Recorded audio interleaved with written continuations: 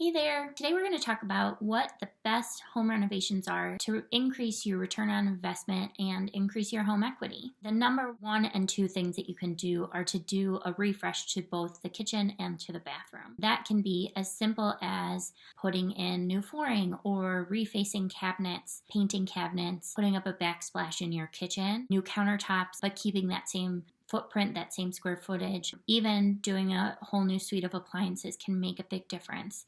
To then in your bathroom, potentially putting in a new vanity, new lighting, new paint. Paint is always my number one thing. Also, a new tub, a new shower surround. Those are all really inexpensive ways that you can increase the equity in your home or increase your return on investment if for some reason there's a quick turnaround on selling your home. If you're looking to get it on the market and you're wondering what projects you can do to really help increase that list price, those are some of the things you can do. Some other great tips are to really focus on the outside of your home. They make a huge impact when you're talking about the equity in your home or a potential list price, because it is such a big project that it can be really scary to buyers to think that, oh, we're going to have to come in, make this big purchase, and then we're going to also have to paint or side on top of that. It can also really limit the number of buyers that can come to your home. There are a couple of loan products like an FHA loan or a VA loan that are really stringent on any peeling paint, and that's because of the lead issues in so many of these older homes.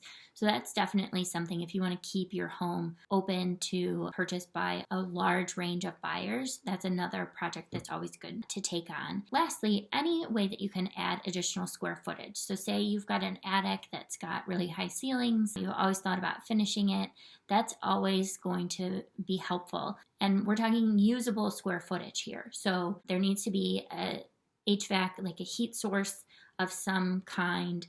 There needs to be a reasonable egress, so there needs to be a reasonable way for you to get out of that space. So if the slant on the attic steps is a little tough, that is something to think about. Or say you're looking at finishing a basement and you want to call one of those a bedroom. You really need to make sure that there's space that somebody could easily get themselves out of in the event of a fire. So is it a reasonable space that people can use for living purposes? Having that heat source, make sure that there's electricity, that there's lighting, all of those things can really help to add to your square footage.